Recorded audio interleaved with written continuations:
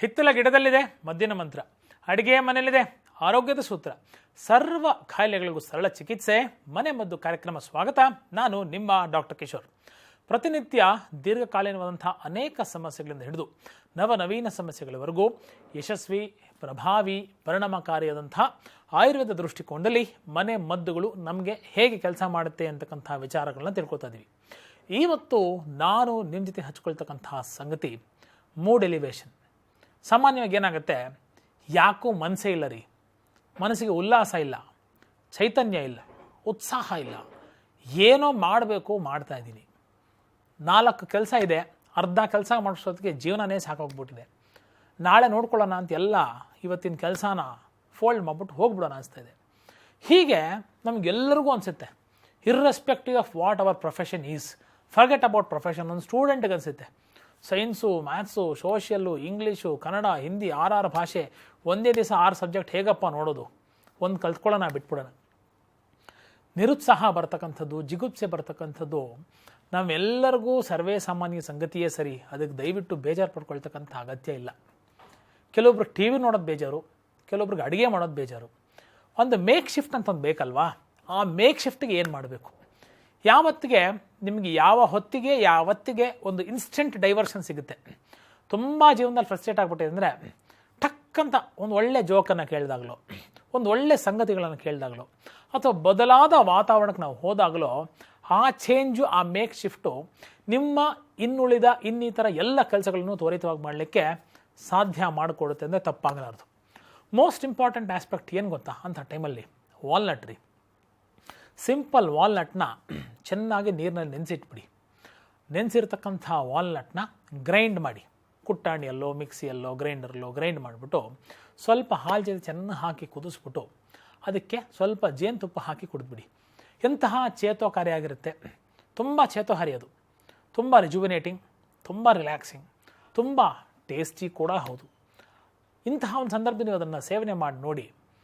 ಮನಸ್ಸು ಕೂಡ ಫ್ರೆಶ್ ಆಗೋದಷ್ಟೇ ಅಲ್ಲ, ಶರೀರಕ್ಕೆ ಎನರ್ಜಿ ಲೆವೆಲ್ಸ್ ಕೂಡ ಚೆನ್ನಾಗಿ ಸ್ಟೆಬಿಲೈಸ್ ಆಗಿಬಿಡುತ್ತೆ. ಮನಸ್ಸು, ಶರೀರ, ಸತ್ವ, ಆತ್ಮ, ಮನಸ್ಸು ಅಂತ ಕೇಳ್ತೀವಿ ನೋಡಿ, ಹೇಳ್ತೀವಿ. ಇದು ಯಾವತ್ತೂ ಒಂದು ಈಕ್ವಿಲಿಬ್ರಿಯಮಲ್ಲಿ, ಸಮತೋಲನ ದೃಷ್ಟಿಯಲ್ಲಿ ಸದಾಕಾಲ ಸರ್ವಕಾಲ ಇರುತ್ತೋ, ನಮ್ಗೆ ಈ ಥರ ಮೇಕ್ ಶಿಫ್ಟ್ ಆಗಬೇಕು, ಒಳ್ಳೆಯ ಒಂದು ಮನಸ್ಥಿತಿ ಬರಬೇಕು, ಮೂಡ್ ಎಲಿವೇಶನ್ ಆಗಬೇಕು, ಇದ್ರ ಯೋಚನೆ ಇರಲ್ಲ, ಆಟೋಮೆಟಿಕ್ಕಾಗಿರುತ್ತೆ.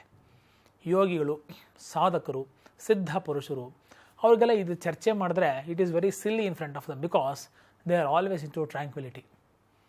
ತುಂಬ ಒಳ್ಳೆಯ ಸಕಾರಾತ್ಮಕ ವಿಚಾರಗಳನ್ನು ಮನಸ್ಸಲ್ಲಿ ಮಾಡೋದು ಒಂದಾದರೆ, ಇನ್ನು ಸಿಂಪಲ್ ಹೋಮ್ ರೆಮಿಡಿ ನಮ್ಮ ಮನಸ್ಸನ್ನು ಮುದಗೊಳಿಸಲಿಕ್ಕೆ, ಚೈತನ್ಯಗೊಳಿಸಲಿಕ್ಕೆ, ಪುನಶ್ಚೇತನಗೊಳಿಸ್ತಕ್ಕಂಥ ದೃಷ್ಟಿಕೋನದಲ್ಲಿ ಈ ವಾಲ್ನಟ್ಟನ್ನು ಚೆನ್ನಾಗಿ ನೆನೆಸಿ, ಸುಮಾರು 12 ಅವರ್ ನೆನೆಸಿ, ಏನೂ ತೊಂದರೆ ಇಲ್ಲ ನೀರಲ್ಲಿ, ಅದನ್ನು ಗ್ರೈಂಡ್ ಮಾಡಿದ್ರೆ ಸ್ವಲ್ಪ ಚಟ್ನಿ ಥರ ಬರುತ್ತೆ.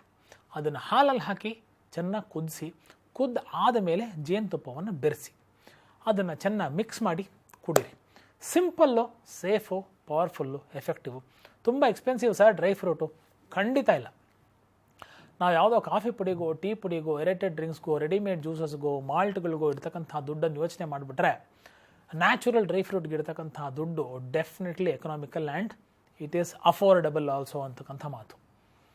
ಸಿಂಪಲ್ ಸ್ನಾನ ರೀ, ಮನಸ್ಸನ್ನು ಎಷ್ಟು ಚೇತೋಹಾರಿಯಾಗಿ ಮಾಡುತ್ತೆ.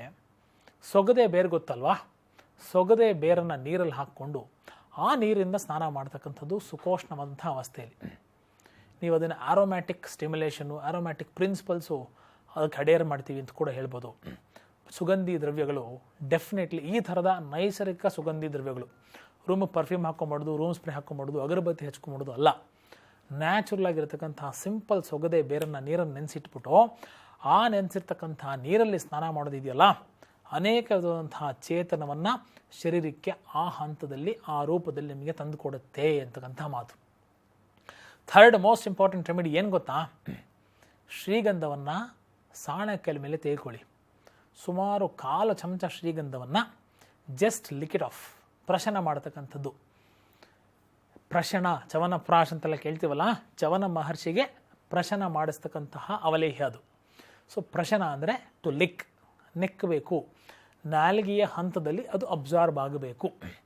ಸಿಂಪಲ್ ಶ್ರೀಗಂಧವನ್ನು ನಾವು ಸಾಣೆಕಲ್ ಮೇಲೆ ತೆಗೆದುಕೊಂಡು ಇದಕ್ಕೆ ಸ್ವಲ್ಪ ಸಾಧ್ಯವಾದರೆ ದಾಸವಾಳದ ಹೂವು, ಬಿಳಿ ದಾಸವಾಳದ ಹೂವನ್ನು ಕೂಡ, ಹೂವಿನ ದಳ, ಸೆಪಲ್ಸ್ ಆಫ್ ದ ಫ್ಲವರ್ ಅಂತ ಏನು ಕರಿತೀವಿ, ಅದನ್ನು ಕೂಡ ಚೆನ್ನಾಗಿ ಬ್ಲೆಂಡ್ ಮಾಡಿಕೊಂಡು ಲಿಕ್ ಮಾಡ್ತಕ್ಕಂಥದ್ದು ಕೂಡ, ಸ್ವಲ್ಪ ಅದಕ್ಕೆ ಹನಿಯನ್ನು ಕೂಡ ಆ್ಯಡ್ ಮಾಡ್ಕೋಬೋದು. ಶ್ರೀಗಂಧಕ್ಕೆ ಸ್ವಲ್ಪ ನಾವು ಹೈಬಿಸ್ಕಸ್ ಫ್ಲವರ್ನ ಸೆಪಲ್ನ ಹಾಕ್ಕೊಂಬಿಟ್ಟು ಸ್ವಲ್ಪ ಹನಿಯನ್ನು ಮಿಕ್ಸ್ ಮಾಡ್ಕೊಂಡು ಜೇನುತುಪ್ಪವನ್ನು ಬ್ಲೆಂಡ್ ಮಾಡಿ ಸೇವನೆ ಮಾಡ್ತಕ್ಕಂಥದ್ದು ಒಂದು ರಾಮಬಾಣವಾಗಿ ನಮಗೆ ಈ ಹಂತದಲ್ಲಿ, ಈ ದೃಷ್ಟಿಕೋನದಲ್ಲಿ ಹೆಲ್ಪ್ ಮಾಡುತ್ತೆ ಅಂತಕ್ಕಂಥದ್ದು. ಸಿಂಪಲ್ ಜ್ಯೂಸನ್ನು ಹೇಳ್ತೀನಿ, ಏನು ಅಂತ ಗುರುತು ಮಾಡ್ಕೊಳ್ಳಿ. ಕ್ಯಾರೆಟ್, ಆ್ಯಪಲ್, ಸ್ಪಿನಾಚು, ಬೀಟ್ರೂಟು, ಏನು ಆ್ಯಡ್ ಮಾಡಬೇಡಿ. ಸಕ್ಕರೆ, ಉಪ್ಪು ಏನೇನು ಆ್ಯಡ್ ಮಾಡ್ತಕ್ಕಂಥ ಅವಶ್ಯಕತೆ ಇಲ್ಲ. ಇದು 4 ಬ್ಲೆಂಡ್ ಮಾಡ್ಕೊಳ್ತಕ್ಕಂಥದ್ದು.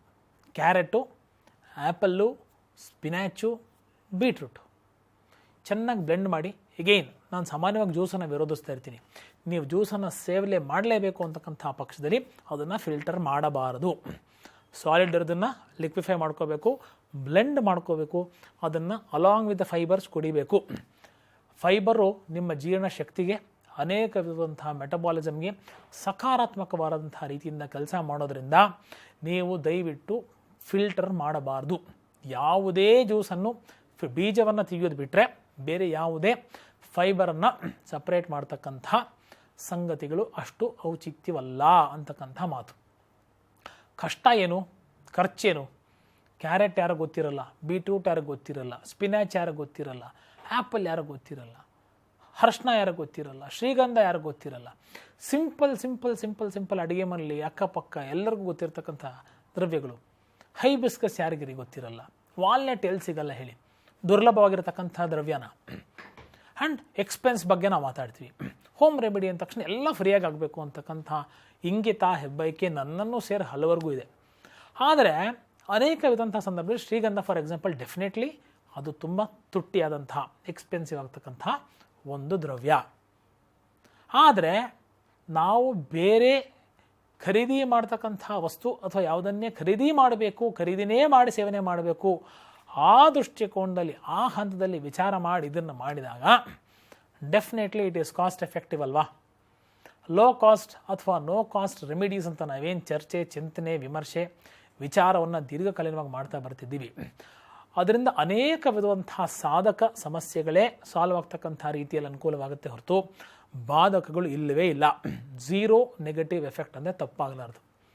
ಸಿಂಪಲ್ ಪುಟ್ಟ ಸಂಗತಿಗಳು ಒಂದು ಮನಸ್ಸನ್ನು ಚೇತೋಹಾರಿಯನ್ನಾಗಿ ಮಾಡ್ತಕ್ಕಂಥದ್ದು, ಮನಸ್ಥಿತಿಯನ್ನು ಉದ್ದೀಪನಗೊಳಿಸ್ತಕ್ಕಂಥದ್ದು, ಮನಸ್ಸನ್ನು ಸಕಾರಾತ್ಮಕ ಚಿಂತನೆಯಲ್ಲಿ ತೊಡಗ್ತಕ್ಕಂಥದ್ದು, ಫಟೀಗ್ನ ತೆಗೀತಕ್ಕಂಥದ್ದು, ಆಯಾಸ ನಿರ್ಹರಣೆಯನ್ನು ಮಾಡ್ತಕ್ಕಂಥದ್ದು. ಆಮೇಲೆ ಮನಸ್ಸು ಏನಕ್ಕೂ ಇಂಗಿತವನ್ನು ವ್ಯಕ್ತವೇ ಪಡಿಸ್ತಿಲ್ಲ. ಯಾವುದೋ ಒಂದು ಸ್ಟೂಡೆಂಟು, ಸಿಂಪಲ್ ಒಂದು ಕಾಲೇಜ್ ಹೋಗ್ತಕ್ಕಂಥ ವಿದ್ಯಾರ್ಥಿ ಹೀಗೆ ಕೂತ್ಕೊಂಡ್ಬಿಟ್ಟಿದ್ದಾನೆ ಸರ್, ಅವನಿಗೇನು ಮಾಡಿದ್ರೂ ಹೊರಗೆ ತೆಗಿಬೇಕು ಅಂದರೆ ಹೇಗೆ? ಅಂಥದ್ದೇ ಸಂದರ್ಭದಲ್ಲಿ ವ್ಯಸನಕ್ಕೆ ಒಳಗಾಗ್ತಕ್ಕಂಥದ್ದು. ಯಾರೋ ಹೇಳಿದ್ರು ಸಿಗರೇಟ್ ಸೇದಿದ್ರೆ ಸ್ಟಿಮ್ಯುಲೇಟ್ ಆಗತ್ತೆ ಮನಸ್ಸು, ಯಾರೋ ಹೇಳಿದ್ರು ಆಲ್ಕೋಹಾಲ್ ಕುಡಿದ್ರೆ ನೋ, ನೆವರ್. ಈ ಪ್ರಾಥಮಿಕ ಹಂತದಲ್ಲಿ ಮನಸ್ಸೊಂಚೂರು ಹಿಂಗೆ ಡೈವರ್ಟ್ ಆಗಿ ಬಿಟ್ಬಿಟ್ರೆ ಅದಕ್ಕೆ ವ್ಯಸನಿಗಳಾಗಿ ಪರಿವರ್ತಿತವಾಗಿ ಸಮಾಜಕ್ಕೆ, ಆರೋಗ್ಯಕ್ಕೆ ಎರಡಕ್ಕೂ ಹಾನಿಕರ ಆಗ್ತಕ್ಕಂಥ ಸಂಗತಿ. ಸಿಂಪಲ್ ರೆಮಿಡೀಸು ನಮಗಿಷ್ಟೆಲ್ಲ ಸಕಾರಾತ್ಮಕವಾದಂತಹ ಕೆಲಸವನ್ನು ತುಂಬ ಸರಳ ರೀತಿಯಲ್ಲಿ ನಮಗಾಗಿ ಮಾಡಿಕೊಡ್ತಿದೆ ಅಂದರೆ ಅದನ್ನು ಉಪಯೋಗ ಮಾಡಿಕೊಳ್ತಕ್ಕಂಥದ್ದು ಜಾಣ್ಮೆ ಅಲ್ವೇ? ಪ್ರಯತ್ನಿಸಿ.